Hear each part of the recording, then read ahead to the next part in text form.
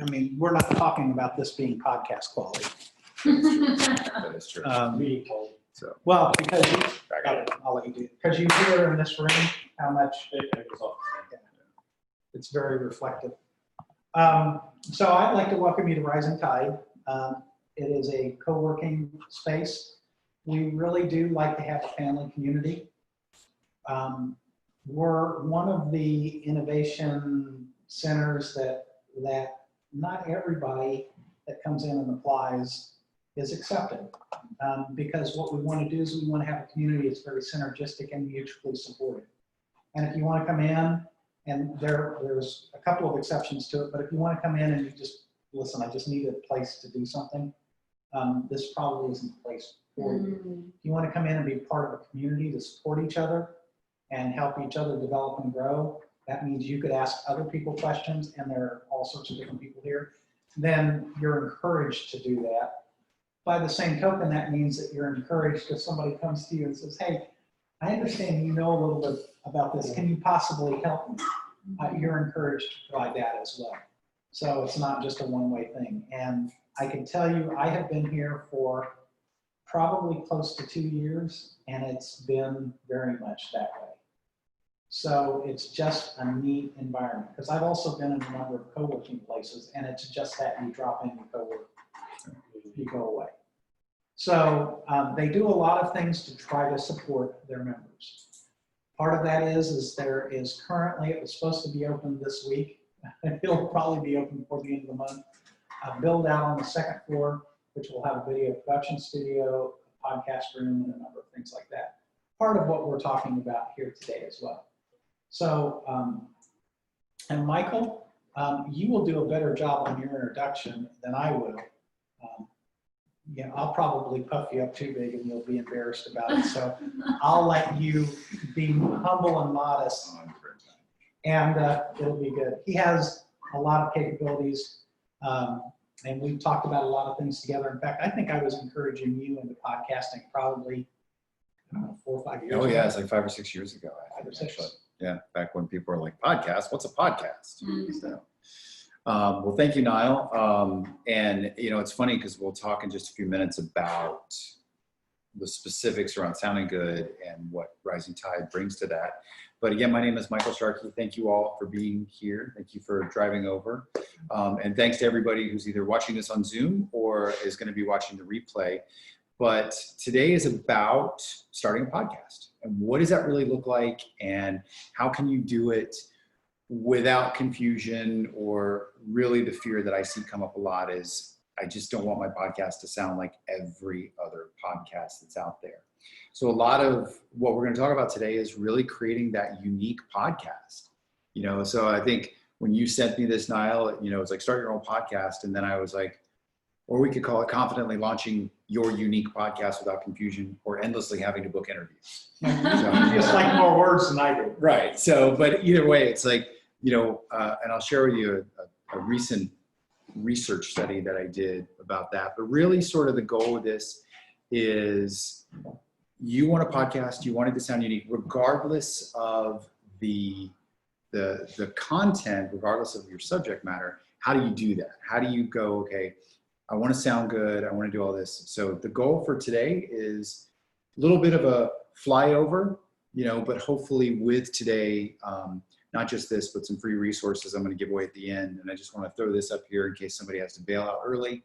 If you go to yourpodcastcoach.com/rising tide, I've got another workshop on there, some webinars, some free episode templates, just some free resources, you know, to kind of help you along in your journey. And I always like to put this up there early in the event that somebody needs to, you know, jump for whatever reason.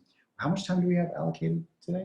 Like We're allocated for an hour, but you go as long as you want. Okay, I don't think it'll take an hour. I think after about an hour, somebody's like, okay, enough. We get it. It's a podcast. I'm on brain overload. Right. All right. So, you know, I like to start by going, okay, well, why a podcast? And then we'll actually go, well, you know, why do people not do a podcast? But as Nile mentioned at the very, very beginning, Nile and I started talking about this podcast thing about 5 or 6 years ago.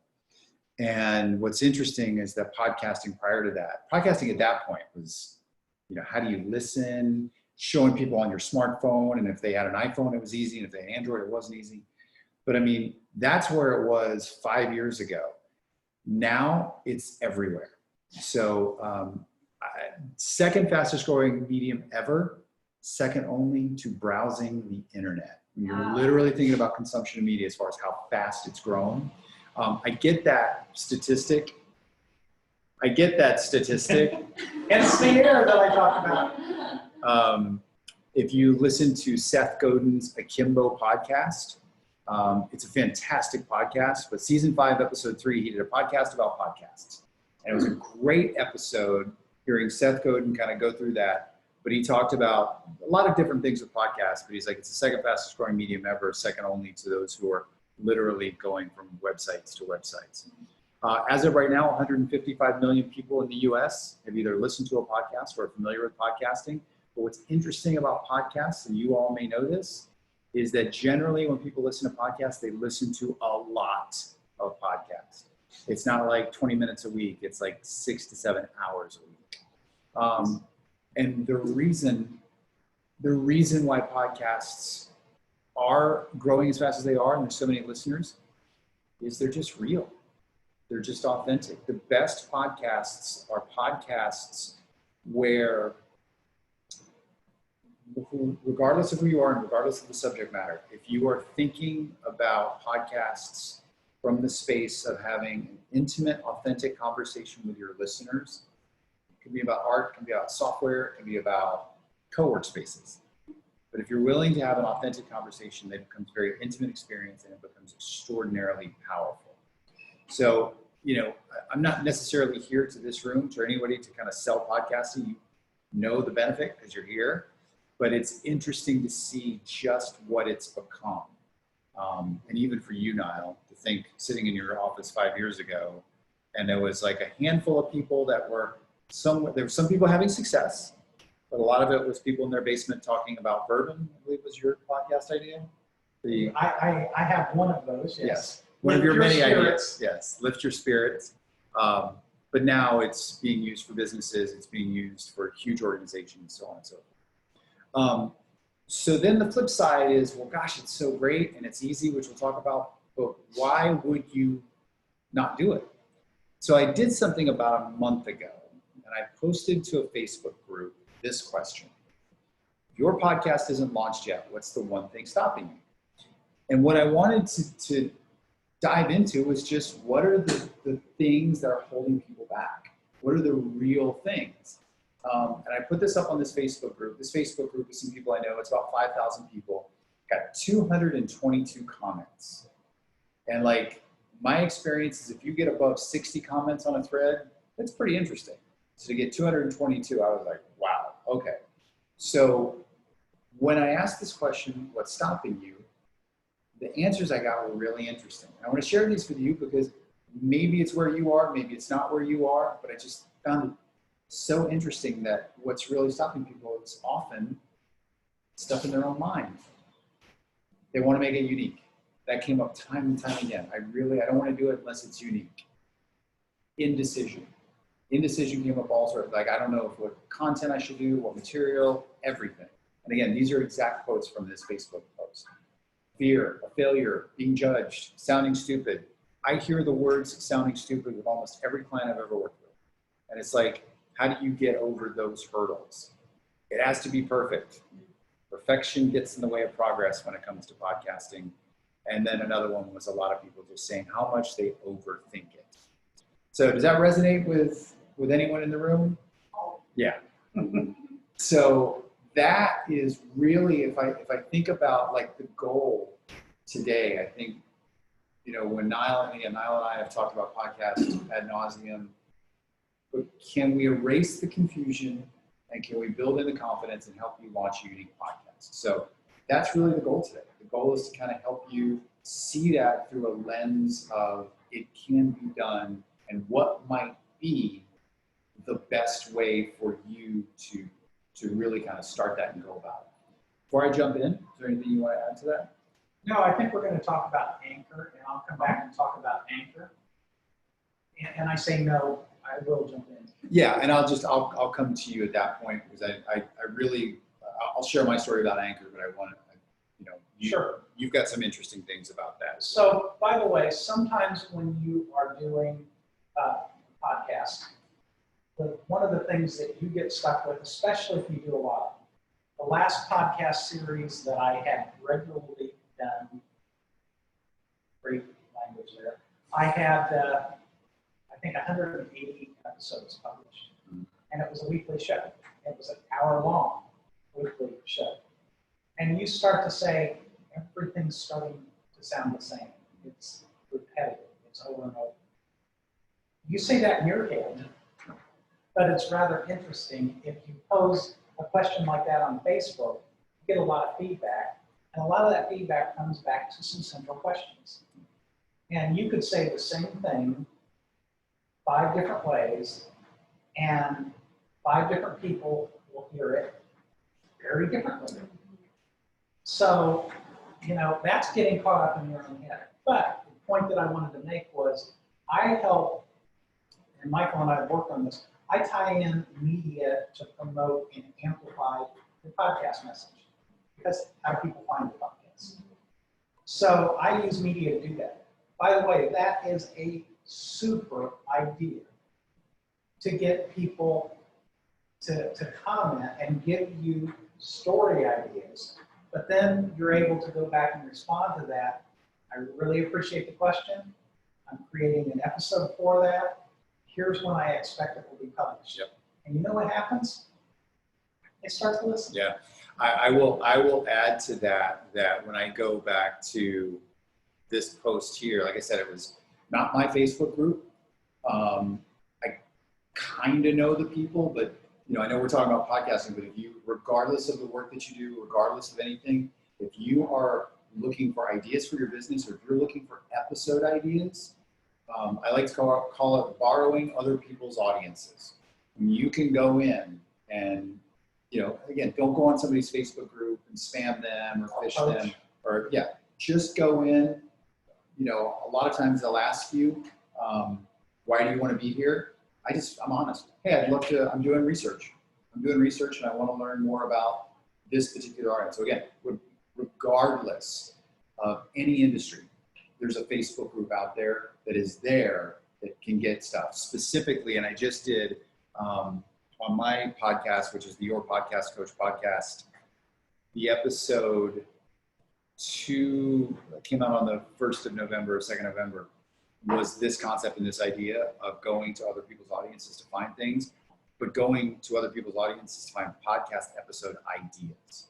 It is an endless waterfall of ideas. So many, you know, again, and it's just, you know, and don't spam, don't fish, but go in and be respectful. So, all right. So back to this. This is our goal, to help you confidently launch a unique podcast. And really, I want to break today down into 5 simple steps. And I believe there's a replay of this, but I can also send the slides too. So, you know, please take notes, but don't feel like you have to. So I'm going to go through all this, and really it's about, step 1 is going to be about your niche. Step 2 is about how to sound good. Step 3 is building sort of the infrastructure of your podcast. Step 4 is how to get it out there. And step 5 is how to grow.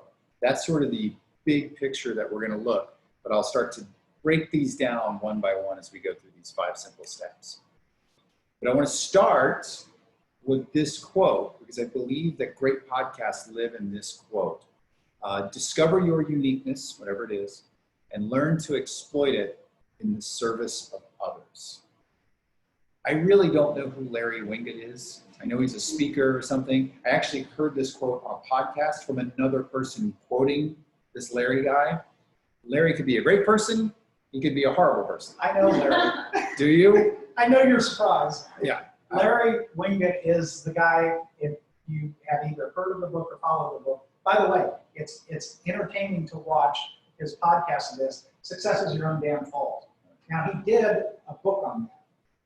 It is hilarious, but it has a very powerful message. Neat guy. Is he? Yeah, like I said, I don't know him. I got the quote from another person quoting him. So, but it really stopped me, and it struck me, because I was like, okay, that is it. Like, you know, really, you know, sort of like mission and life type stuff. It's Like, what is that thing that you know better than anyone else? What is that uniqueness that you have? And the idea of exploiting it to serve others, I find it to be really powerful. And I find that the reason why I bring this up at the beginning of this is that is really sort of the great path to making a podcast unique. You know, if it is, okay, well, how do I make a podcast not sound like everyone else? It's really finding that uniqueness. You know, your niche is what other people will call it. But really, when you think about a podcast, you have something, and this isn't the case for everybody, but for the most part, when we're trying to create something that is unique, if you start with the thing that gets you out of bed every morning, like your passion, what are you most passionate about? And then you bring into it your perspective. Nile said something interesting a few moments ago. You can say the same thing on a podcast 5 times, saying the same thing, 5 different people hear it, and you get 5 different responses to it. And you know, what's fascinating about that is your perspective is part of it. Like, it's a great example. I will talk to you about podcasts all day, but he will talk to you about podcasts all day. And at the end of the day, we both bring different perspectives. Neither one of us are wrong. It's just, that sounded arrogant. I didn't mean for it to. Neither one of us are right. We are just unique. But we have these unique perspectives. And what's interesting is that, you know, I've learned so much from you about podcasts, and hopefully I've been able to impart some perspective on you. But that's the thing with a podcast. Is whether you're talking about marketing, whether you're talking about storytelling, software development, when you come into it with your perspective, that's what makes it special. One of my clients is a software firm out of New York City called Stride Consulting. And about 3 years ago, they wanted to do a podcast in the software development world. And that's all they were like, we just want to have the best software development podcast out there. And when they told me the people that could potentially host the podcast, it was software developers. And if you've ever worked with software developers, they're not known for their outgoing demeanor.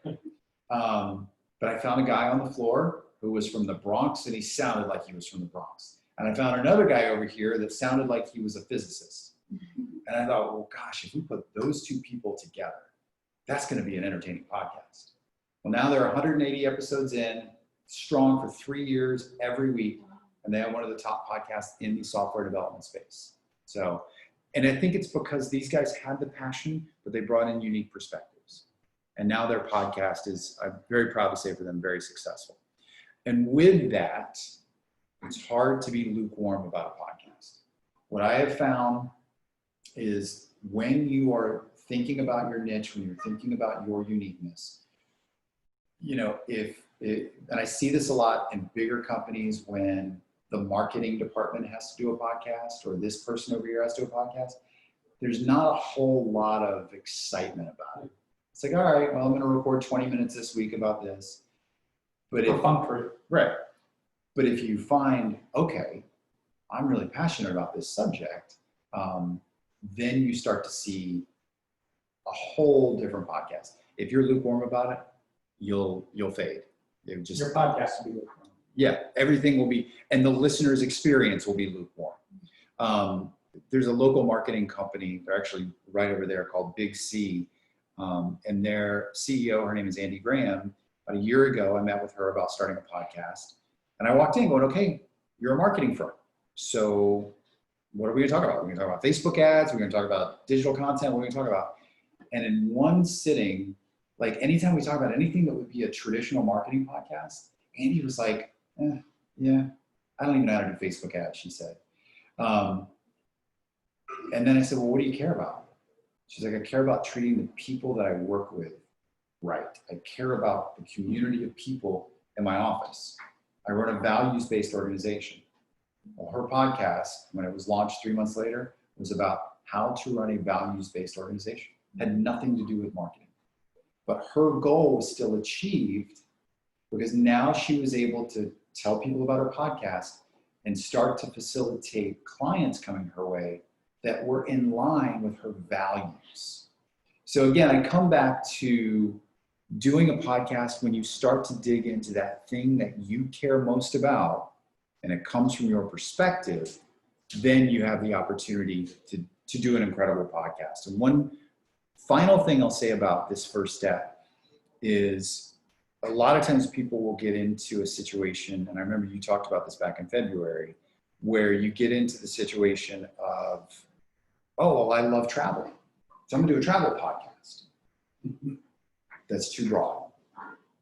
You have to, and I forget how you put it. I think you played that. I'll give you my story. It's the why video you played. But yeah, basically what I came into our meeting in February saying, okay, you got to distill down your idea. You really got to kind of layer it down. You got to ask yourself why. But you talked about it that night, your whole ask yourself why again, ask yourself why. And you know, really you have to distill it down deep to the why. And I want to tie 2 points into what you're talking about here. So, and I don't want any raising of hands because, you know, we all might embarrass ourselves, but I'd be surprised if each of us in this room hasn't had at one point in time that relationship that's new and it's fun and it's exciting, and you're talking to whoever that person is on the phone because you haven't been together, and it's like, you don't want to hang up. No, you hang up first. No, you hang up. No, really, and so there was an intimacy and a passion there. And by the way, that's sort of the conversation you have with your listeners, because you're blocking out the world. Typically, people listen to podcasts with headphones or ear pods or whatever, which means they blocked out everything else.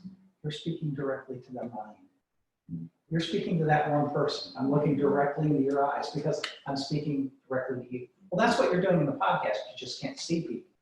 And so there is a special intimacy that comes with podcasts you don't get any other way. And so people really do get connected to you. He could say the same thing that I would say. And because of the way he says it, his words, his voice, people engage with him. I say the same thing and they're a little bit put off by it. And vice versa. Yes. There's people that really get into what I'm saying and how I'm saying it. He says exactly the same thing, same words, and they're put off by the way Michael says Because I it. sound like paint drying sometimes. And that's going to happen, and that's okay. So you're going to have people that are pro, people that are con. That's cool. But when you get down to niche, one of the things that I talked about in that February meeting is I'm really into aquariums. I always have been. In fact, when I was 12, 13, 14 years old, I worked in an aquarium shop. I went into professional offices and I take care of the aquariums and all that. Man, it was great. Loved it. I want to do an aquarium podcast. You know what? That's way too big. That's like the travel podcast. So how can I break it down? I could go saltwater or freshwater. I really like freshwater aquariums. Well, what kind of freshwater aquarium do you like? Do you like a natural? Do you like, a force filter? Well, I really like natural. Well, what type of fish in the natural tank do you like? I really like live bearers, the ones that give live births as opposed to laying eggs. Do you see where I've come down? And oh, by the way, there's a number of fish in the live bearer family. I particularly like guppies.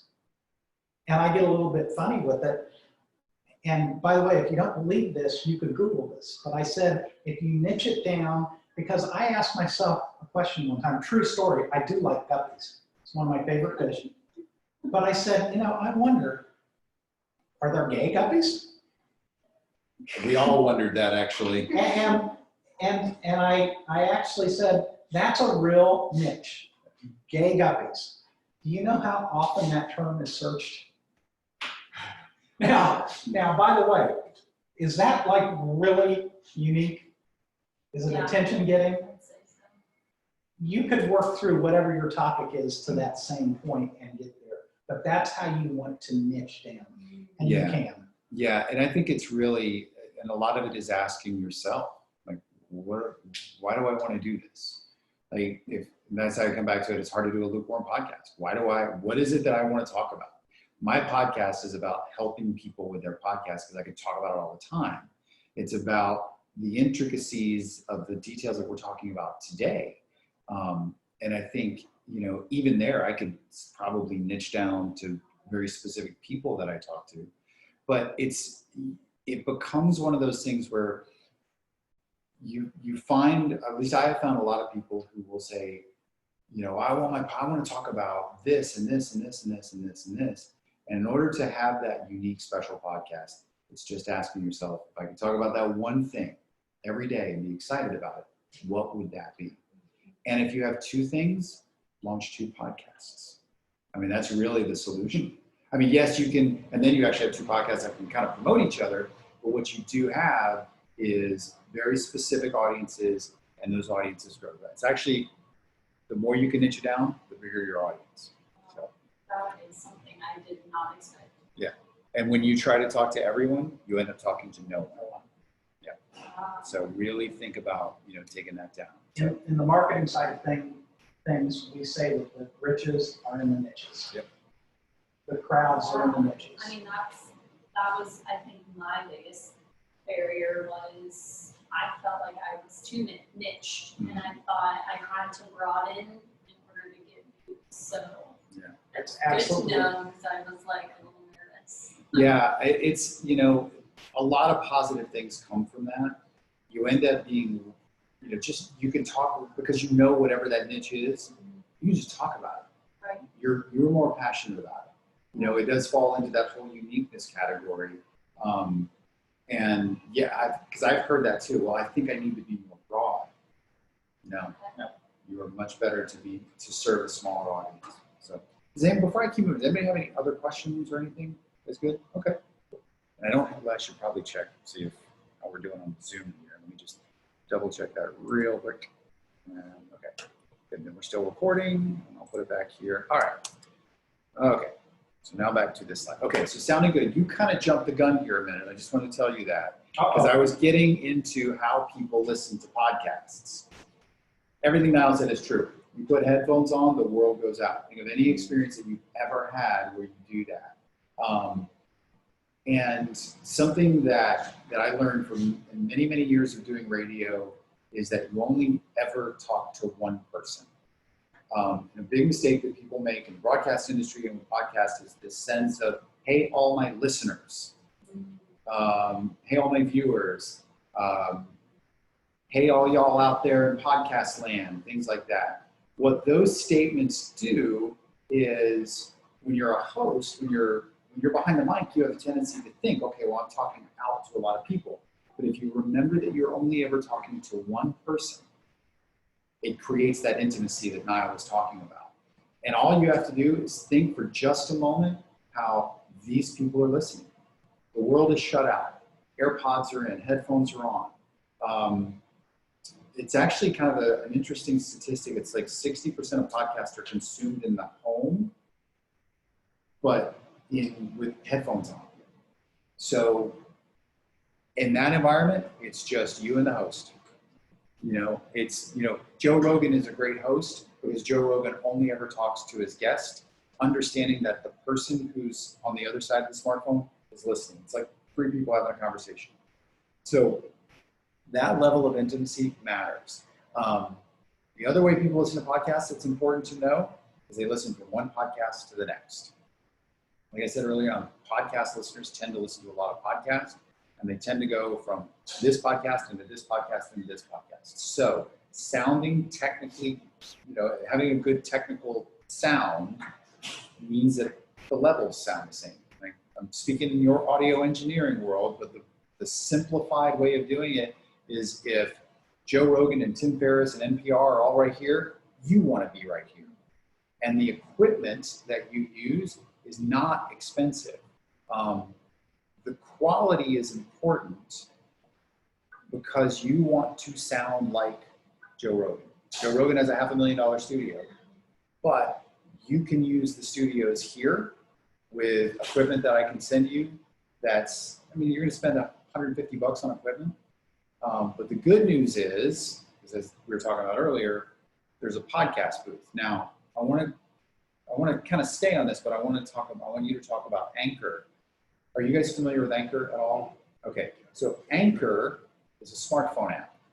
And Anchor allows you to literally within the next 5 minutes, start a podcast and launch it. Like you can download this app. Literally.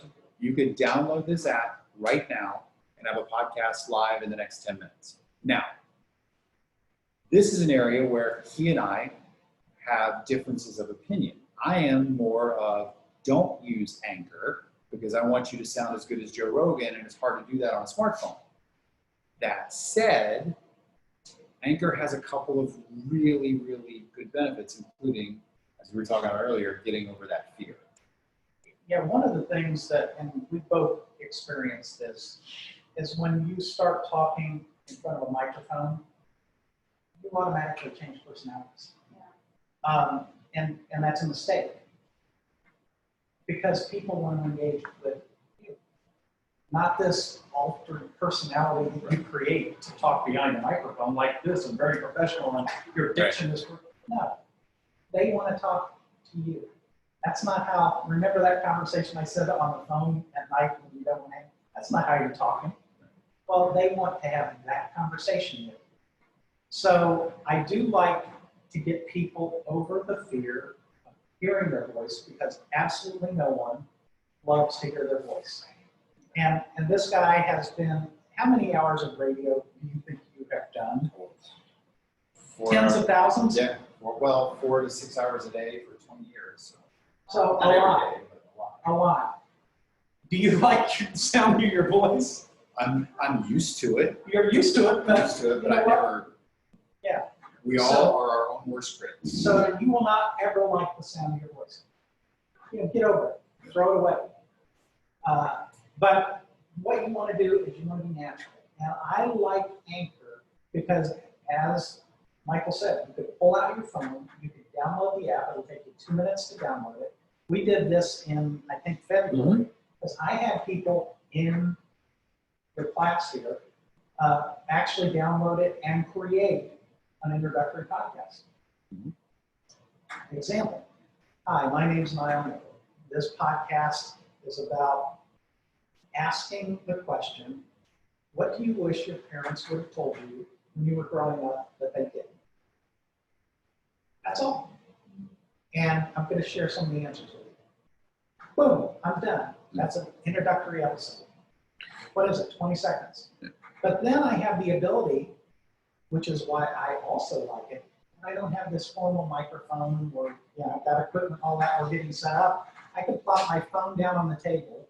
I can say, hey, can I ask you, what do you wish your parents would have told you when you were growing up that they didn't? And I'll tell that story a little bit more later. But the thing is because I didn't set up this equipment, it's impromptu, it's boom, I get real feedback. Now, do I have quality? No. But there's some caveats to that. I'm going to toss it back to you. Yeah, We can talk about that. and again, I think this step is about sounding good. About, you know, what you want to make sure is that if you're going to do a podcast, people don't tune out before you even had an opportunity to speak. And a lot of times that happens with less equipment. I know you were talking about you guys use a Blue Yeti mic or one of those. Yeah. You know, sometimes those mics will pick up too much noise like we were talking about. The microphone that I recommend is a $35 microphone. It's made by the company Shure, but it's a professional microphone. And you just need a small little mixing board to put it into. And I usually recommend, it's from a company called Focusrite, and I'll send all this afterwards. But it's just got one input, plugs into the USB on your computer. But that microphone is, again, very much I agree with Nile, is that you put a microphone in front of somebody's face and they back up. You know, but using Anchor to sort of get comfortable with talking, with hearing your own voice and doing that sort of thing, when you get to a microphone, now you take this little piece of equipment, you go into any of these booths in here, and you talk in there into that microphone, there will be no appreciable difference in quality between you and any podcast where, you know, Joe Rogan is the best example. He's the most ubiquitous name of podcasting. It's just Joe and another person talking in an empty room. That's it. That's all it is. And you can basically create that same audio quality with a $35 microphone, little piece of equipment, in one of these rooms. And technically you can do it in this room. It's just, this room's a little echoey. But sounding good is important only because you want people to, you just don't want people to have that that quality drop, if you will. All right, so step 3, we've discovered our niche. We're like, all right, I've got the equipment set up, which again, I've got a studio checklist, which if you go to the free resources is going to be in there. But now what is building your podcast really all about? One of the knocks, and again, I don't fault Anchor, but like a lot of people will start their podcast like that without any thought to description and without any thought to anything. So what I always try to differentiate is like, okay, we could all start a podcast right now and it's a lot of fun. And for a lot of people that use Anchor, they use it for like 5 or 6 episodes and then they either stop or they they realize they want to take that next level. We talk so much about equipment and sounding good and how to construct sentences and all that stuff. When your name, your artwork, and your podcast description are crucial to how people find you. There's, I'm sure, keyword analytics that are way beyond my pay grade, but the act of discovery is I'm scrolling. And obviously the algorithms that exist on Spotify and that exist on Apple Podcasts are going to have their own thing, but really a good looking thumbnail, which could cost you, a few bucks on Fiverr or using Canva, will get artwork that stops people. A podcast description that's 4 or 5 sentences long that just basically talks about the niche we already talked about. And then giving it a name that is reflective of what your podcast is about. And if your name does not reflect what your podcast is about, then your description needs to really hone that in. The software company in New York City, their podcast is called The Rabbit Hole. So The Rabbit Hole could be a podcast about Alice in Wonderland. But because they're software engineers, they use the term rabbit hole in the discussions of tech. Go down that rabbit hole talking about code. Well, they've got a podcast called The Rabbit Hole. The New York Times just released a podcast called The Rabbit Hole. So if you've got a name that you like, there's more than one, there's a name for more than one podcast. But for the Rabbit Hole guys, we used a tagline, which is the Definitive Developers Podcast. So though the podcast is called The Rabbit Hole, the tagline and the description clearly state that this is for software engineers. So, but it's those types of decisions that when a person is scrolling will give you a better chance to get discovery. So be consistent. So that was Fiverr, or what was the other one again? Canva. Canva.com. They, Canva, and I've only used them a few times. A lot of people use Canva for small graphics, for like Instagram posts and things like that. And they have it optimized for what you're going to use the graphic for. So they've got all the various social media platforms, and they've got Square, for thumbnails. They've got all that, and they've got tons of graphics. It's like 1600 by 1600, I think. Yeah. So they've got all that there, and I think they have a free service. And they have a free one if you. I use a free one for like Instagram, so the little things. Yeah, they'll put a little watermark on it or something like that. But then if you decide to use, then if you decide to use the paid version, I think it's only $9 a month. Yeah, it's not expensive. So like I drew my logo. Mm-hmm. Would I think Fiverr is where it's just developers, right? And you just like pick a developer and then they do what you say. So if I give them like a drawing, they would just turn it into a digital image. Yep. Okay. Yeah, there's a lot of people that do that. Fiverr, 99 Designs is another one where you give them a sketch. I think when I used one of them for a logo once, and I got like 200 versions back. And then you pick like the 5 you like, and then they bid it down. So there's a lot of different services. It is worth though kind of taking that extra step to create artwork that, and the best thing to do is just scroll through all the other podcasts, and you can see this is a podcast that obviously spent some time on their artwork. This is one where somebody, took a picture of a picture or whatever, just taking that little extra time, it just helps with discovery. Do you have anything else on that? I don't want to look at. And I want to give one tip there because it's really important. Whatever service you use, and there's usually some protections in things like 99 Designs and all that. It's a little bit more expensive, but If you go to Fiverr, make sure that you own the copyright to it. Because a lot of times they'll actually do it, and some period of time later they'll come back and say, hey, I want a royalty on this, or I want this, or I want that. And then you're stuck having to change your format, or because as a designer, they own the design of that, even though you may have given them a sketch. So how do you, You ask for it. okay, you just say, I want the copyright for Right. this, Yeah, and I that's, want you to give me a complete assignment of copyright. okay, And pretty much everybody will do that. yeah, It's just you have to be smart enough, ask for it. Say- Except if you don't know, you Right. don't You know, don't ask. yeah, okay, and unfortunately, there are some people that play games.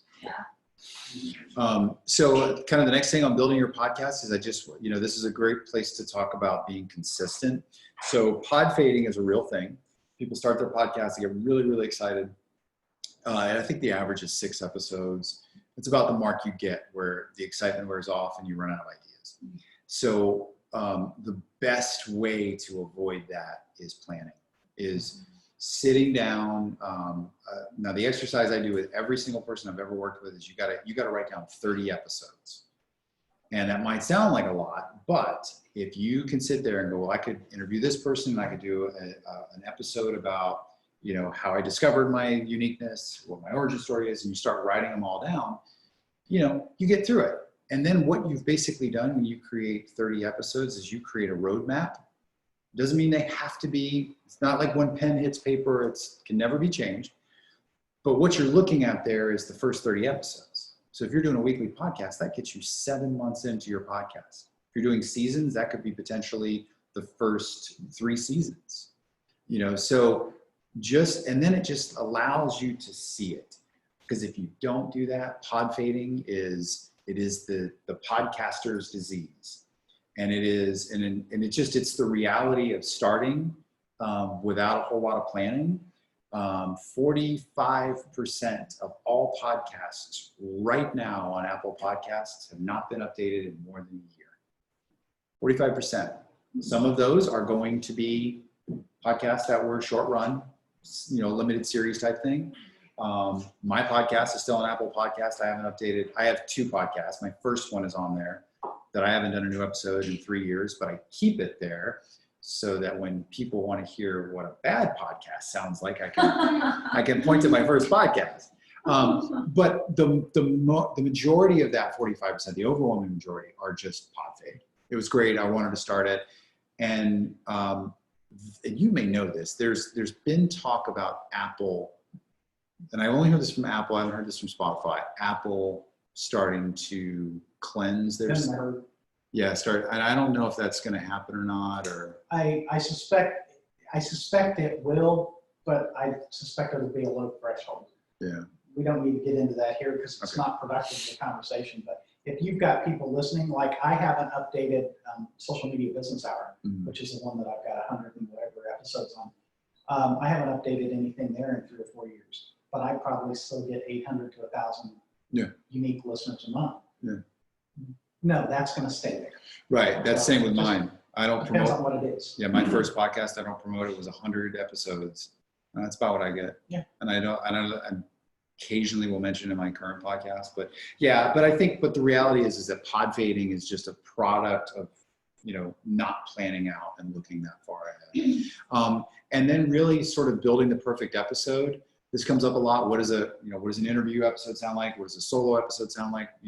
So in the link that I gave you, there's going to be some episode templates in there. And really the goal of those episode templates is thinking about a little bit of structure. Back to the anchor. You could grab your smartphone right now and start talking without any thought of structure. And that would be okay for that. But it's when you're saying, okay, well, what's the story I want to create? How do I make it unique? Those templates will help you, and really kind of what they focus on, quite honestly, is what are you talking about in the first 60 seconds to grab your listeners' attention so that they stick around longer. So, and there's a few more things to that, but those templates are going to be part of that. Anything to add on the building your podcast? No, I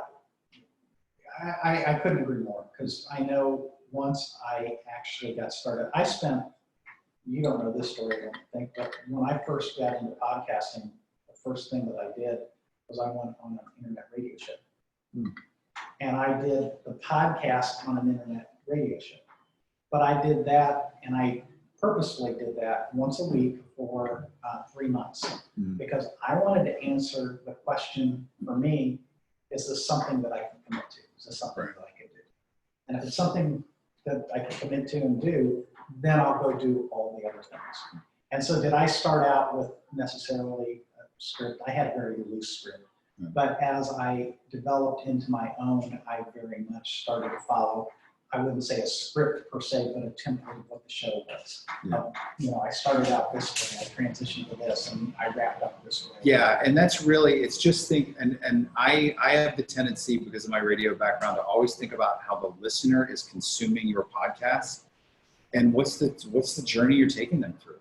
Can you say something in the first 60 seconds that makes them want to listen a little bit longer? If you're asking questions, are there simple things that you can do that are like, hey, I want to ask you about this, but first I want to do this. So the 2 words, but first, come in a lot. Hey, we're going to talk about this today. We're going to do this today. But first, let me share this story with you or whatnot. So those templates are just kind of give that little piece of structure to kind of maybe get your wheels turning on that. All right. Step 4 is publishing your podcast.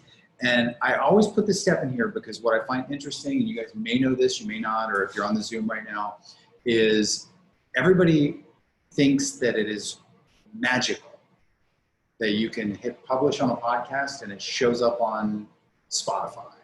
And it is, it's truly magical. And I will tell you that I still, I get a kick out of, seeing my podcast show up on Spotify, especially when they change their UI. But I have a 17-year-old daughter, love her to death. She has no idea how to explain what I do. I help people with their podcasts, honey. Yeah, but what do you do really? Because I know what podcasts are. And one day I said, look, I'm on Spotify. That changed the conversation. She's like, wow, you're on Spotify. It's not that big of a deal, but still, but that's a big deal for podcasting. Really, if you want to have a podcast, you need to be out there in the world. And the best way to do that is through the sources in which people listen to podcasts. Apple Podcasts and Spotify are 97, 98% of the consumption of all podcasts. So first of all, you got to record your podcast. So we talked about Anchor as being an all-in-one thing. Recording your podcast requires software. The 2 that I've got up here are Audacity and Adobe Audition. Audacity is free. Adobe Audition is part of the Adobe suite, so it costs money. I did not put GarageBand up here. We were talking about GarageBand before you 2 walked in. But if you have a Mac, GarageBand is free. So Audacity and GarageBand are both free. I also like Hindenburg a lot. What is it? Hindenburg. Oh, yeah. Hindenburg, like the blimp. That's right. I forgot about that one. Hindenburg? Hindenburg. H-I-N-D-E. And Berg. Yeah, Berg. Yeah, got it. And one of the things that it does a little bit unique is it was developed and was exclusively in the radio market for forever. They made the transition, they're still in the radio market, but they made the transition to podcasting probably 7 to 10 years ago. And they do some things related to, as Michael was talking about earlier, making sure that your level is right where it's supposed to be instantly, all the time, always. You could make sure it happens in these tools, but it is a decision to do it in these tools. Hindenburg makes it. That's true. Yeah, I maybe what I'll try to do is before this over, I'll pull up my Audition, my Adobe Audition, just kind of show a visual. Settings and A visual of what good levels would look like. But Audacity, for the most part, they're pretty easy programs to learn. Audio editing is pretty simple. It's a whole lot of cut what you don't want and delete it and put things together. These programs make it very, very easy, but I always talk about like this in the perspective that if you're going to do a podcast and let's say you're going to do it in one of the rooms here, you do need to record onto something. So Audacity is just going to be, free software on your computer if you've got that hooked up. And there are other recording devices and things like that. But just for the sake of this, if you're doing a podcast, you're going to want to record it onto something and be able to then adjust the levels and then save it as an MP3, and then you're going to want to host it. So hosting your podcast on one of these services like Libsyn or Buzzsprout, that's the magic.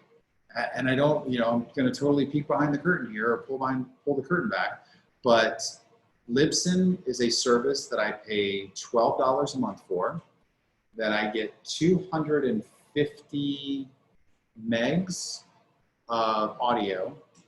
Good measurement to remember is that for 1 minute of dry audio, it's about 1 meg. So if you do a 10-minute episode, it would be about 10 megs. So I get 250 megs for $12 a month. You go into Libsyn, it takes you about 20 minutes to set everything up. That's where you're going to put in your artwork. You got to have the right size. We're talking a minute ago. It's got to be 1600 by 1600. Don't feel like you need to write all that down. You type in your description, do all that. And then you literally upload your MP3, type in the description of that episode, hit publish. And about 5 minutes later, it's going to show up on Apple Podcasts. It'll show up on Spotify. You have to set everything up. After it's approved on the platform. Yeah. Right. So, Yeah. right. Okay. So Spotify. So yeah, we'll talk about that for a minute because this comes up a lot. The only case of podcasts being not approved on Apple Podcasts had to do with licensed music. So you cannot use licensed music. Don't feel like you can use Taylor Swift as your background music. That won't work. But really the review process for Apple, as of right now, is pretty minimal. You have to check the box if this podcast has got explicit words or clean. But really, Apple takes about a week to get everything approved, but once it's done, it almost happens instant. And the trick is when you use a Libsyn or a Buzzsprout, you have to set up Apple Podcasts, and then you check all the boxes for Spotify and iHeartRadio and places like that. But a lot of the smaller apps, the fringe apps, they just grab what Apple does. So I've had friends come to me and say, oh, I listen to your podcast on some Podcast Republic or some app that I'd never heard of before. And I never published to it. And that's when I learned that what they do is they grab whatever's going to Apple. And now Spotify really jumped in the game big about 1.5 years ago. So now Apple is still number one as far as where people listen to podcasts. Spotify is number 2. iHeartRadio gets credit for being in the top, but that's mainly because they podcast their radio shows for when people can't listen on the radio. So and they do have original content, but Spotify and Apple is where you're going to kind of see the majority of podcasts. Anything you want to add to that? Okay. I have a question. Sure. So you're not going to go to each platform and submit your podcast. You do it through a hosting program. Okay, I did not realize that. And there's a lot of technical reasons why you use those hosting things. It is the right thing to do, and quite frankly, it's the only way to do it. Yeah, that's what I was going to ask. Can you get around it? Well, yeah, you could host it off of your computer at home. Oh, Believe it or wow. not, there are apps to do that. But the problem is if you get 3 people listening to your podcast at one time, Crash. yeah, it's going to buffer, it's going to be, Yeah. because you don't have the internet bandwidth, you can't service it. So these sites take care of all of that. And oh, by the way, that's part of what Apple looks at too. Okay. There's a lot of technical stuff that goes in this we don't need to cover right now. As Michael said, you just do this, they magically make it all happen. Yeah, and that's the thing, like if you were to sign up, I use Libsyn. I've got a lot of friends that use Buzzsprout, so I'm not saying one's better than the other. But Libsyn, maybe 20, because I've set up a lot, but it's maybe a 20-minute, you sit down, you put in your name, your description, your artwork, you do all Just that. answer questions. You just answer questions. There's a few boxes to check, like it'll ask you, where do you want it to go? And generally Libsyn will do everything. You have to do Apple separately, but Apple takes like 2 minutes, because basically what these services do is they create what's called an RSS feed. And that's it. And then you go to Apple Podcasts or Podcast Connect, which is what they call it now. It's their portal, and you plug in the RSS feed, Apple validates it, And then generally speaking, about 48 hours later, you get a note from Apple. Hey, your podcast has been approved. They tell you to wait. What I would just kind of sidebar is that if you were launching a podcast and you said my launch date is going to be January 1st, you want to submit to Apple 2 weeks before. And I will even go further. You want to submit a month before. Yeah. You don't advertise your date until, it's approved. Then Well- that's what we did, then the date happened. Yeah, I always say, put Visible. an episode up there. Yeah. You're not gonna launch, Oh, yeah, until. but you put an episode that's just introductory. Hey, I'm doing this, I hope you listen.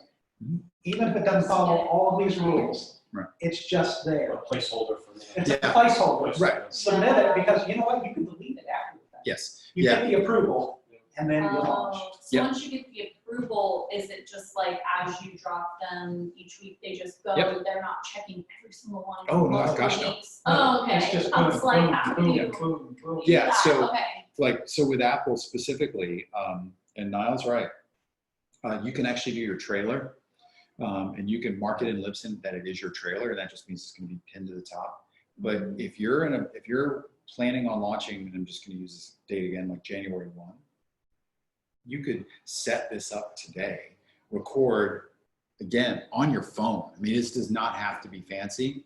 Hey, I'm going to be doing this podcast. It comes out January 1st. I'm really, really excited. More details to come. Publish that. And then that gets the wheels moving That makes sense. at Apple so that you are searched. And then one other little hack that I would give is around the naming of your podcast. If you can put your name in the description, you don't have to call your podcast the Michael Sharkey podcast, but maybe it's your podcast coach hosted by Michael Sharkey. There's a place in Libsyn where you put you are the author of it. There's a lot of podcasts. So sometimes if you have the rabbit hole, the New York Times is going to show up more than a software engineer. But if you tell people to search your name, your podcast will come to the top. And especially when you're getting started and the system is still learning and you're maybe only 5-10 episodes in, hey, search Michael Sharkey at Apple Podcasts and you'll see my podcast come up, things like that. Or a company, or something that, yeah. If you just say search for your name is the rabbit hole. Too much stuff. Right. Or entrepreneur coach. I mean, yeah. I mean, my podcast is called Your Podcast Coach. And if you search Your Podcast Coach, because I'm using the word podcast and coach, there's time, I'm like, I have a lot of listens and I can't find me. So, yeah. But. So when you record your podcast, Mhm. you should be recording on that actual platform, like Audacity, or I have GarageBand. Mhm. So I guess I've been wondering why my sounds are really weird. I was like recording it just like on the computer and then bringing it into GarageBand. Oh, you can record directly into GarageBand. I feel like that probably is why my sounds are just off. Like if I take a break and then come back, it sounds like a whole different day. So there's a lot of things. Yeah, there could be a few things there. There's a lot of things there. In fact, I just did a recording yesterday, and I went straight through on the recording, but I had some break points in there. Mm-hmm. And so just tying from this point at 4 minutes to this point at 6 minutes, there was a noticeable difference there. Yeah. Not only in the audio level, but in the way that I sounded, in my pace, in all of that. That's going to happen. Okay. You learn some tricks, which obviously we won't talk about all today, about how to get around that. Mm-hmm. But when you're into the audio editing tools, and I think that's what you're going to show now, you have the ability to fix that quickly and easily. Okay, that's what I need to learn. Yeah, so I'm not, I'll be honest, this is Adobe Audition, what you're seeing right here. GarageBand, a lot of the audio editors, sort of the principle of them, be it GarageBand, be it Audacity or Audition, they all kind of operate the same. I just wanted to show you this. What you kind of see on the screen is a good example of what audio should look like. What often happens is, especially I see this more on Audacity, is if the levels aren't right, it looks like this. Yeah, this is- Right. So I'm kind of giving you sort of a physical, like a visual of it. yeah. So, Well, some of the computer microphones Mhm. look like this because it snaps and cuts off right. extra on purpose. Because It it's doesn't got want to the, clip. yeah, it is a clip. Yeah, Thank you. because of the memory, blah, blah, blah. There are limitations, Yeah. Right. and it doesn't want to clip. So with this, I just turned this episode down. I'm going to undo this because because this is, While you're doing this, I'll also talk about what you were. So you saw where the audio was like, up here, Mhm. and then you might see it drop down to here. right. That happens all the time. Yeah. However, these tools let you fix that. Okay. Yeah, like if there's a segment, and I'll just kind of dramatize And this. what is that called? Like, what is that called? Audio editing or? This is audio editing. Okay. So this is audio editing software. So Audacity, GarageBand, those Okay, are audio that's editing like- software. Okay. And this is pretty basic, like kind of like you might see as as kind of Nile was talking a minute ago, it might look like that, where there's a Mhm. piece in the middle that's way lower. And then it's just a matter that you would go in and go to the place that you want and make those levels Okay. back the way they were. So, and this is actually the episode of my podcast that was just the other day. So this is what a completed episode looks like. You can do a lot of funky stuff. You can make echoes and different effects and things like that. For all the reasons that we talked about before about the intimate experience, I always recommend just keep it. It sounds too gimmicky. Right, it does. It's a great word. Right. It's too gimmicky.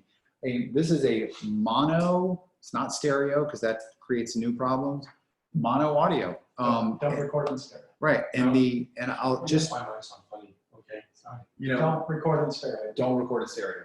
Down here, these levels where here's 0, I'm gonna hit play here in a second. So you'll see it kind of live in this -3 to 0 range. Mhm. And that's really kind of a sweet spot that you want to be in, where it just kind of starts to just touch into this area. When you see it go red, Yeah. that's sort of the danger Too zone. loud. Now, by the way, you want it to go there every once in a while. Yeah. Right. Yeah, I mean, like, It's just- you see it just kind of skirts the red at Yeah. -6. So that's about where you want it to be. Okay. And so if you're using GarageBand, Mhm. there's going to be somewhere within GarageBand, and I just don't There's know. a little left-hand corner, little square, you could set the cap there, and at the end that says, do you want this in stereo or mono? Stereo is always highlighted, so. Yeah, Now, you always have to change it. And on my Oh. headset, it always sounds funny when I'm sitting on my pod. Again, we're not going to get into all No, the technical issues, but Yeah, for podcasting especially, you never want to do that. You create problems that you just don't need to create. yeah. So, Oh, yeah. now, Yeah. by the way, just to give you an idea too, every once in a while, listen, you really want to create the drama and all of that. So, you know what? Hey, I want to tell you a story. And you tell them the secret. So when I did that, naturally recording, it's going to drop down in volume. Yeah. But I have the ability to come back and level it out. Mm. But what you're going to hear in the recording when it's played back is you're going to hear that change. You're going to know I'm whispering. Mhm. And so you get that effect, but you get the level all the same. I see what you're saying. So- it doesn't sound like you're actually going that low, but you can tell that you're whispering. You don't want them straining to listen. Yeah. You want to know that, The volume's up. Because they don't want to push you're their volume whispering. control. to go- exactly, because then you blast them out. They're whispering, but Yeah. it's the level stays. So these are the things that you'll learn. Yeah. But those tools let you do it very, very easily. Yeah, so if you've got GarageBand, there's plenty of ways to navigate through that. There's Yeah. tons of YouTube videos tells you how to do all this stuff. What we just described, by the way, was level. Yeah, That's one way. just getting good levels, and good levels are. If you Sometimes just they get the talk about levels, it. honestly, if you get the levels right, that'll make up for most of back to that thing of sounding good. So step 5, I just want to jump quickly. I'd like to talk about growing and monetizing, even though this is your podcast is published, you're out there, that sort of thing. But just kind of, and I want you to talk a little bit about this now because you've got some good hacks. But the way that I always kind of talk with people is, you may have heard the term Dream 50 or Dream 100. basically this is I want to make a list of the 50 people I would love to work with. So in the Dream 50 podcast list, what are 50 podcasts that you'd love to be a guest on and could potentially interview the person that's there? The fastest way, bar none, to grow your podcast is to be a guest on another person's podcast. I would argue that it's the fastest way to grow your business at this point. Yeah. But in the space of podcast, is if you're doing a podcast, you find that, if I'm doing a podcast for helping entrepreneurs start podcasts, then maybe I find another podcast talking to entrepreneurs or talking to another, whatever. If you're doing podcasts on guppies, how many cool nature podcasts are out there that I could be a guest on talking about guppies?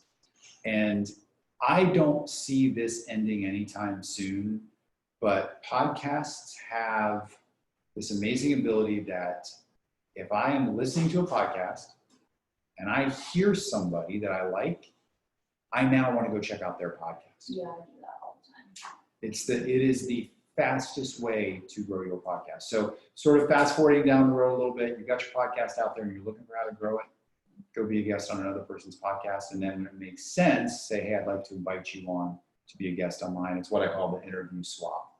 Monetization, we could do another 90 minutes on monetization because everybody wants to make money with their podcast.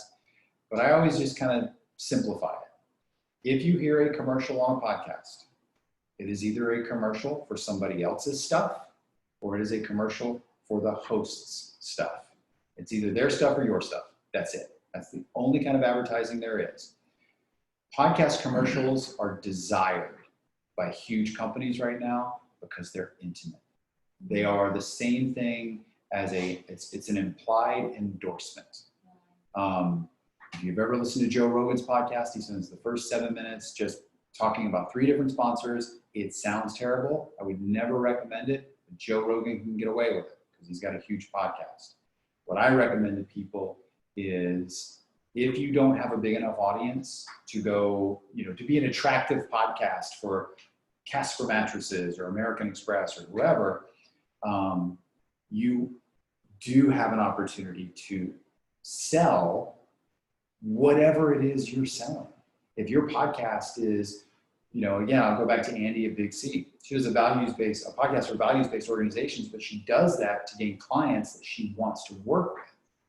So it's really it's not a commercial for Big C marketing, but Big C marketing has a hand in it. And I see that a lot because most podcasts will never have an audience big enough to attract an American Express or a Dodge or Toyota, but you'll always have a big enough audience where your specific niche would be interested in learning more about whatever services that you provide. I dive into this in one of the free resources that I'm giving, which is the Fast Path to Podcast Cash. It's just a little bit deeper about the interview swap and sponsorships and commercials, which in those free resources you have. Now you are really like a guru at this. What's a couple of tips on growth? Because I know you do like you talk about Google and LinkedIn. Well, the challenge that you have is, first off, when you create a podcast, you have content. People are starved for content. Excuse me, where can you repurpose that content? The more you can repurpose, the greater visibility that you're going to have out in the world. Your digital footprint, if you will. Mm-hmm. So, we could do 90 minutes just on that. But the bottom line is for example, if you've got a guest that's coming on your podcast that's a big name in your niche, or with your followers that you might know, you might say, gosh, I am so excited. I just got XYZ for my podcast episode that's dropping bone. Mm-hmm. Doesn't sound super promotional. Mm-hmm. Sounds like you're sharing your excitement, right? Mm-hmm. People will get drug into that. Yeah. And by the way, they'll pick up on that other name. So are you saying it comes in more with advertising other people's, like people who are trying to advertise their company on your platform? Not necessarily. As Michael talked about earlier, when you plan out sort of where you're going, mm-hmm. And he used the Dream 50 type thing, but when you plan out where you're going, there are certain people that relate to you personally, to your industry, or to your niche. Mhm. And you know what? The people that you're talking to would love to hear from them. Well, they can't pick up the phone and call them. Interestingly enough, if you've got a podcast and you get, pick a big name out. Probably won't mean anything to most people in the room here. Maybe it will. Danica Patrick. That's what I said, man. Oh, she's a race car driver, right? Yeah, she's probably one of the most famous, well, she probably is the most famous race car driver. But big name, picking up the phone and contacting her is next to impossible. But you know what? If you wanted to get her on your podcast talking about something that she's interested in, like for example, she's retired from auto racing, but she runs a wine vineyard thing. Of course she does. And she got into that from the Andretti's because the Andretti's have a wine vineyard. But nevertheless, if you want to talk about wines and what prompted her to open her own vineyard, because wow, there's a lot of risk in it. Well, she's a big name, and again, depends on your niche. I do an Indy car racing podcast. In that sense, she's a huge name. Mhm. Well, you know, then I instantly have a lot of attention. So, hey, wow, I just got Danica Patrick. Okay, so it's more And so about that's the type of thing you do. capitalizing, like utilizing people with audience Mhm. to get onto your platform, because I'm guessing the money comes from views, or is it, Well, because I always. listeners. Listeners, that's, or, yeah. Ears. that's something- yeah, listeners, so, okay, because I guess I was just, the podcasts I listen to will, kind of like Joe Rogan's, but not who I'm thinking of, they'll start with promoting an actual product, like taco shells, which have nothing to do with this podcast, but like Brene Brown always talks about Mexican food for whatever reason. She must have some contract with Mexican food. I don't know. Did you say Brene Brown? Brene Brown, Okay, yeah. I love her. That's like Okay. how I started listening. She's the reason why I started listening to podcasts. But yeah, So would she resonate with your audience? absolutely.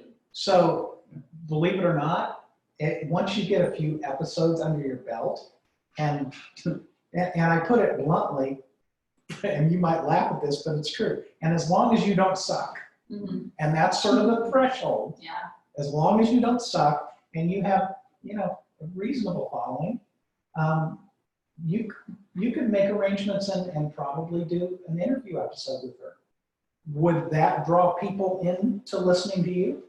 Yes. Absolutely. And Yes. you could absolutely do that. Okay. So, I mean, I don't want to get too deep into this, but there are so many ways. The biggest way is repurposing and putting your material out in other places. Okay. Like, for example, makes no sense from a sort of theoretical point of view. You know, I believe that if you have a podcast, your podcast should be on YouTube. Now, your first response should be, Vice What? versa. what? Why not? Well, we'll go vice versa too. But, well, you've got audio. What is YouTube? YouTube's a video site, right? Oh, yeah. So you can't how do you talk get audio on a video site? it. Okay. Believe it or not, there are tools that you do that instantly. You don't have to do anything. And the whole reason that it's on YouTube is all of a sudden you get huge visibility. Right. Are you going to get a lot of YouTube subscribers? I don't know. But if somebody searches for you on the internet, chances are you're going to be found for that episode that you published on YouTube. Mm. So there's tricks like that. And by the way, there are thousands of them. I guess I'm just confused on why there's like these paid commercials then. Like, what's the point of having So advertisements? back to what I was saying a minute ago. When you're listening to Brene Brown. Yeah. Now Brene Brown may talk about Mexican food and how much she loves Mexican food, and that may just be a passion of hers. But when she says this podcast is brought to you by or Yeah. sponsored by Mhm. Taco Bell or Take a Shells or something like that, then that is Brene Brown has a large enough audience where she can make money with a 1-minute commercial for Taco Bell. Okay. So it's like, that's like next level Right. advertising. So, right. That is, so, and Okay. it gets way like the way that the models are set up is just wonky and weird. But that's why I come back to, it's a commercial for their stuff or it's a commercial for your stuff. I got it, yeah. So when you listen to Joe Rogan, when you listen to Brene Brown, when you listen to these bigger names, oftentimes the commercials, those are done through agencies and somebody comes in and says, I want to buy Brene Brown's podcast and here's $50,000. Oh, I get it. Okay. They're paying, okay. Yeah, so an I get it agency is now. paying that. I get it now. So growth and monetization come in. So growth strategy, interview her for your podcast Yeah. and you'll see your audience grow. Monetization strategy is if you don't have a big enough audience to, lure in Taco Bell, you'll always have a big enough audience to offer a service you provide, coaching, courses, that sort of thing. I've seen many people who use their podcast as a way to create another stream. Maybe they weren't a coach, but because they have enough of an audience who people have that intimate relationship with, they now pay that host to talk about marketing or fish or whatever it is. And I'll give you I'll give you two other extremes on the other side. So I have a friend that does post-production, typically video post-production. Very niche. And he does a podcast called All About Post. Hence, it's about post-production. And he immediately, at the start of the podcast, before he launched it, approached an equipment vendor that he dealt with and said, hey, would you be interested in sponsoring the show for $500 a month or something like that? And they instantly said yes, because he's talking about all the things that their audience wants. So what he's doing in a roundabout way, like Michael talked about the software development group in New York City, well, this company that does post-production equipment, they don't have their own podcast. But you know what? For $500 a month, he could talk about them in the podcast. Yeah. And by the way, Well, it doesn't say anything else. yeah, and that to a lot of companies is chump change. It's not even considered. The other thing, if you have nowhere to start, maybe you ran across an interesting book this month. And you could put this in the notes and everything else, and you say, hey, I've got an Amazon link, and it helps support me. But I read this book. I think it's neat. This is why. You might want to read it. Check on my link, and who knows, maybe you make $1, $2, $3. But you know what? It's another stream of income. And it's evergreen because it keeps on going. Are you familiar with affiliate marketing? So it's basically the same. It's kind of the same thing where basically you have a product that you love. Like, oh my gosh, I love this You health product. Your code. You put your code, Yeah. that sort of thing. Yeah. So a lot of people will do commercials that are like, oh my gosh, I'm such a big fan of such and such skincare. Go to my website / this code. And that'll very much do the same thing. I built, it's kind of different, but the free resource link for this is my website / Rising Tide. So I just built a landing page with those resources on it. All these companies are going to do is build a landing page with their resources, and then you go there, you click on the link, you buy the product, and then you would get 10%. And they're more than willing to share that because you know what they invested to do that?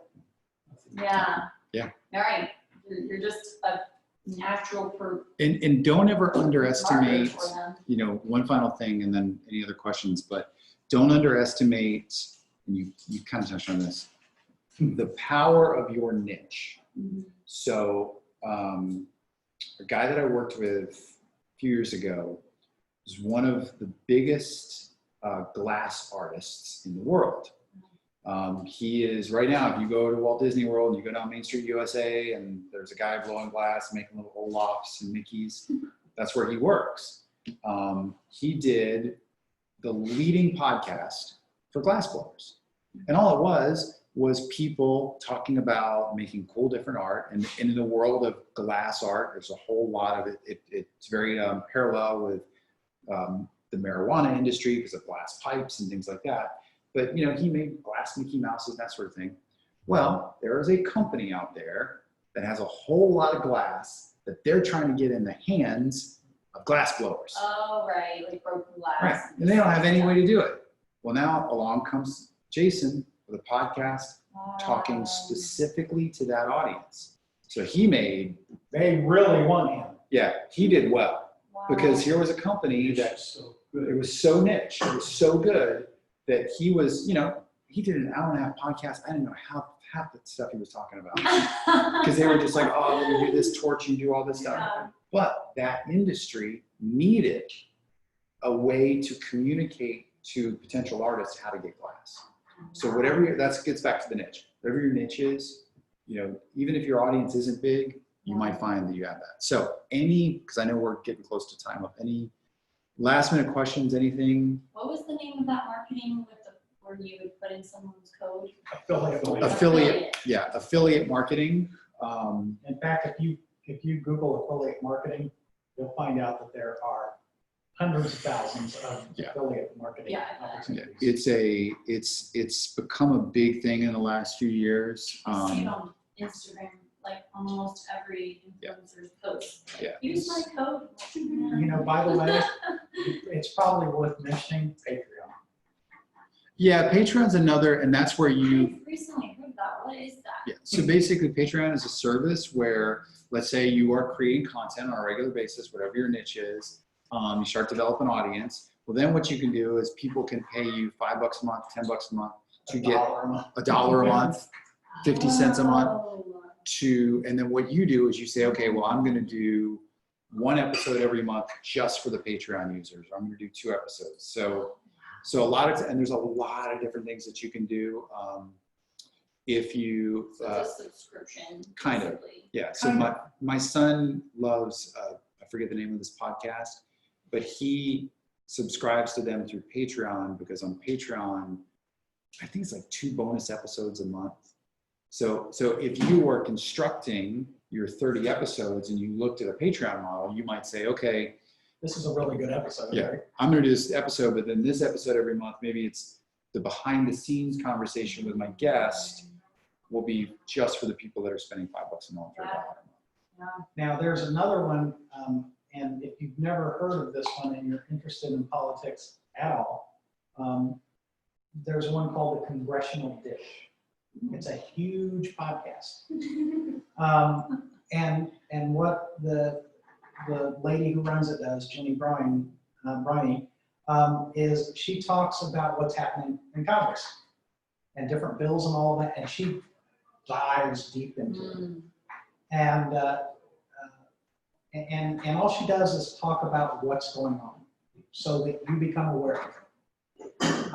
And she is supported 100% through Patreon, but she doesn't put it behind a Patreon paywall. She just says, listen, if you want to support me, please do. If you don't, my message is important enough, but this is a full-time job now. I have to pay my bills. Yeah. So if you can support me, please do. Yeah. And she's been doing it. And in fact, I don't know what her listener base is. I don't know if you know now, but I think she's well over 50,000. Yeah, it's got to be big. It's an interesting concept because it's almost like you're not putting a cap on how much you can even make because you're just like, however much you think I'm worth. Well, and she has 2 gentlemen that she doesn't even know. She's never met. Both of them support her to the tune of $10,000 a month. Wow. See, Because they believe in her message and what she's doing. Yeah. Yeah, and that's something, and that Patreon is, I mean, there's definitely a lot of stories like that if people, if your specific niche moves people in such a powerful way, and they want to make sure that you are always giving that, they support you. Right. Patreon's big with artists who, you just find somebody who's like, I love your art, and I want you to keep making your art. So, I've seen it with psychics. So there's a ton of ways to get down to the bottom of supporting yourself. But create your message, share your passion first, and then go from there.